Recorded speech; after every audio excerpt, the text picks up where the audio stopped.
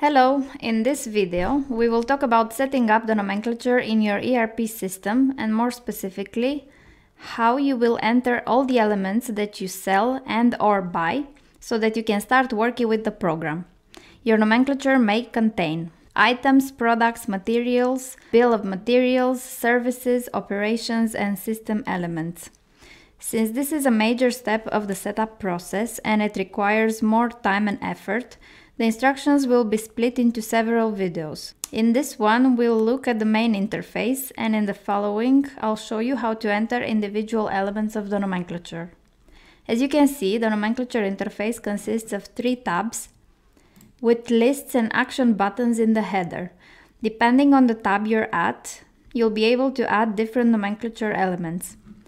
In the first tab, you can enter articles, products, materials, which are all added by pressing the plus item button, while entering bill of materials is done from this other button.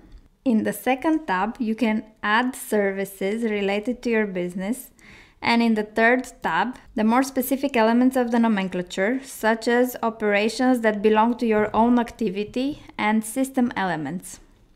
Therefore, when pressing the green buttons that I've just shown you, you can enter all these types of elements one at a time. To upload elements in bulk, you'll need to download Excel templates from each tab, fill them in, and then upload them back into the system. Above each tab, you'll see these buttons that remain static.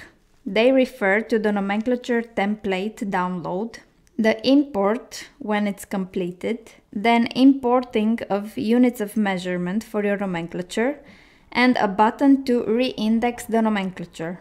What's important to note at this point is that you can import your inventory into SalesRay from another system without entering items line by line. In addition, in all of the tabs you will find multiple filters. You will be able to change the visualization mode. You will find different columns with information that you can turn on and off depending on what you would like to see, as well as the option to export data in an Excel format.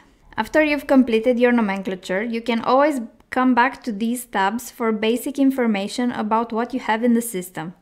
Of particular importance is the info button that is present on each line and opens the elements folder, displaying a complete summary of availability, store operations, movements, requests, sales, and purchases. Here as well, you can filter and export data according to what you need.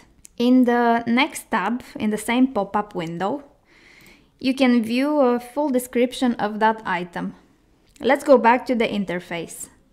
To the right of each row, you have some buttons that perform the following actions. If your item is a product, which is a bill of materials, or a BOM, which is a list of items, it will have the recipe button active, and you will be able to specify what it is composed of by clicking the recipe button and creating the list. You can also specify analogs, related elements, or variations of a given element by clicking on the button with these cubes. And finally, with the edit button, you can edit the description of your nomenclature elements. This was the information for the nomenclature interface. Thank you for watching. Have a productive day.